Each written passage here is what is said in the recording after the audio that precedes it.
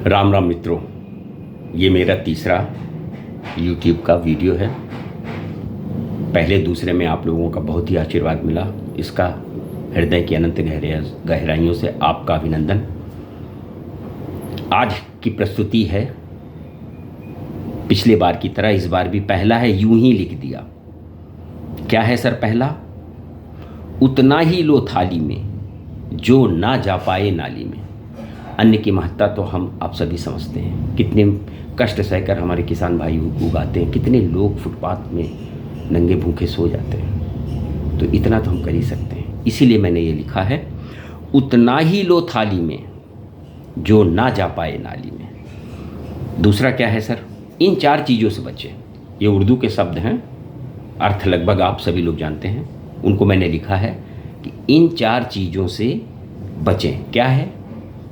किल्लत, जिल्लत, हुज्जत और दिक्कत। हुज्जत में हो सकता है लोगों को तकलीफ हो, हुज्जत मतलब होती है बहस।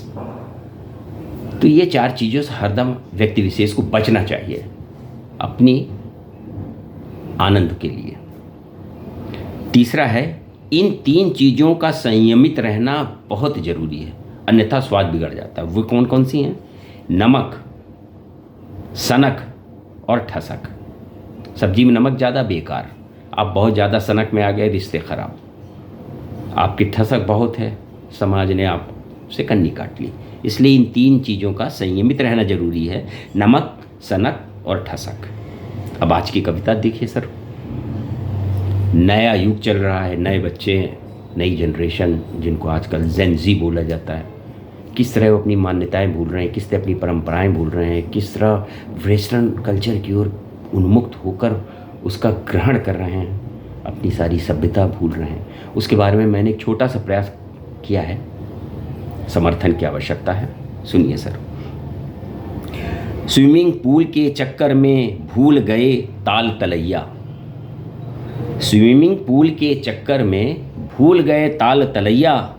फ्रूटी के युग में ना याद रही आम की बगिया। वेस्टर्न म्यूजिक में भूले वो शास्त्रीय संगीत की रात।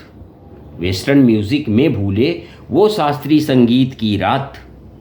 कोयल की कूक, पंछियों का कलरव, हुई गुजरे दिनों की बात। हाईवे में फर्राटा भरती कार, लगते हम खास। छोड़ो खेत की मेड़, छोड़ो खेत की मेड़, पर नंगे पांव चलने का एहसास। Good morning, good morning, hi hello OMG के इस दौर में। Good morning, hi hello OMG का है ये दौर। राम जुहारी, प्रणाम, राधे राधे, अब इनका कहाँ है ठौर। भद्दर गर्मी में भी पहने जेंटिलमैन टाई और कोट। जिस देश में 8 महीने भरपूर गर्मी पड़ती हो, वहाँ कोट और पैंट का क्या इस्तेमाल है, क्यों है, मेरे समझ से परे। फिर भी भद्दर गर्मी में भी पहने जेंटिलमैन टाई और कोट। सदरी कुर्ता धोती में आए बाबूजी, छिपे वो खंबे की ओट। कहीं लोगों से परिचय न कराना पड़े, ये मेरे बाबूजी। तो ये मेरा छोटी सी प्रस्तुतिकरण थी। कैसी लगी आपके विचारों का हमें प्रतीक्षा रहेगी। और तीसरी चीज़ हम आपसे पूछते हैं एक सवाल। तो इस हफ्ते का क्या सवाल है हम आपको बताते हैं। आप सभी कोट पहनते हैं, हम भी पहनते हैं, आप सब लोग पहनते हैं, फंक्शन में भी, कभी कभी अपनी ज़रूरत की हिसाब से भी।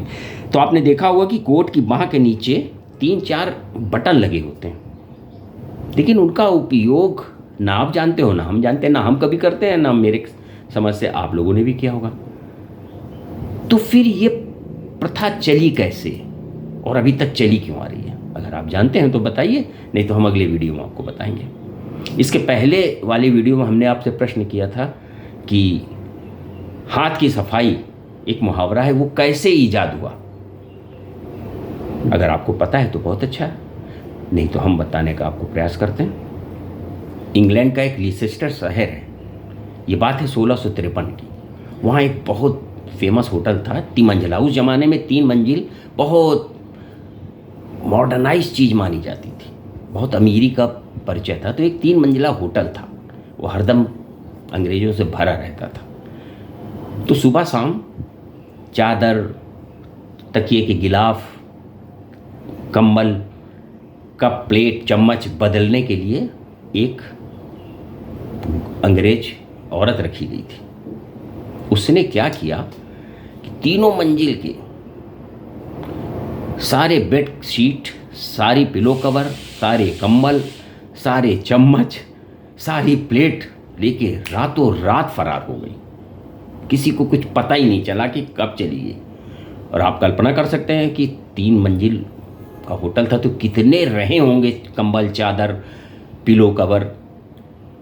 लेकिन वो सब लेके फरार हो गए, किसी को कुछ पता ही नहीं चला। सुबह जब सब लोग आए तो उन्होंने कंप्लेंट करनी शुरू की, अरे भाई ये नहीं है, ये गायब है, ये गायब है, ये गायब है। और सारे कमरों से फ़ोन आने लगे। तब मैनेजर गया तो उसने कहा कि अरे वो कहाँ है जिसको सफाई में रखा गया था, वो औरत को बुलाओ। तो वो पता चला गायब।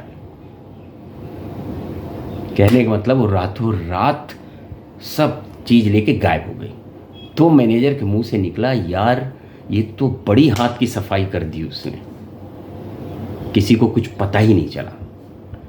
तब से ये प्रचलन में आ गया हाथ की सफाई। जब भी ऐसी कोई घटना घटती है जो अप्रत्याशित होती है तो लोग कहते हैं अरे बड़ी हाथ की सफाई से उसने यार मेरा पर्स मार दिया। तो ये था उसका उत्तर। इस बार का प्रश्न हमने आपसे पूछ लिया। अब एक चुटकुला चलते चलते। एक पार्क था, एक बाबूजी, अद्दड़ उम्र के मेरी तरह, एक बाबूजी रोज आते थे, या हम ही को मान लीजिए आप, चलिए हम अपने ऊपर करते हैं। रोज हम टहले जाते थे। एक बच्चा भी बहुत छोटा सा नटखट 9-10 साल का बच्चा आता था, 10-11 साल का। अब हमें कीड़ा सताया कि लाओ इस बच्चे से पूछे कि बेटा इसको भारतवर्ष की क्या जानकारी। तो मैंने पूछा बेटा अच्छा ये बताओ ताजमहल कहाँ है। तो बोला हम नहीं जानते। मैंने कहा बेटा कभी बाहर निकला करो तो पता चलेगा। दूसरे दिन फिर शाम हुई, वो भी आया, हम भी गए। फिर मैंने पूछा अच्छा बेटे यहाँ आओ। आया, हाँ अंकल बताइए। मैंने कहा अच्छा बेटा बताओ लाल किला कहाँ है। बोला मुझे नहीं मालूम। बात हमने कहा फिर उसको कहा बेटा कभी बाहर निकला करो तो जानकारी बढ़ेगी। फिर तीसरा दिन हुआ, उससे हमने कहा अच्छा बताओ बेटा गेटवे ऑफ इंडिया कहाँ है। तो उसने कहा अंकल मुझे नहीं मालूम, आप रोज़ हमको इस तरह पूछ के परेशान करते। हमने कहा बेटा इसीलिए कहते हैं कि थोड़ा बाहर निकलोगे, घूमो फिरोगे तो जानकारी बढ़ेगी। चौथे दिन फिर हम दोनों इकट्ठे हुए, लेकिन अब की उस दिन वो दौड़ के मेरे पास आ गया। बोला अंकल अंकल आप रामलाल को जानते हो। हमने कहा नहीं बेटा रामलाल को तो हम नहीं जानते। बड़े नटखट अंदाज में बोला कभी घर में भी रहा करो तो जानोगे ना। धन्यवाद। अपनी प्रतिक्रिया अवश्य दीजिएगा। प्रतिक्रिया की प्रतीक्षा में आप सभी का भाई अरुण। राधे राधे।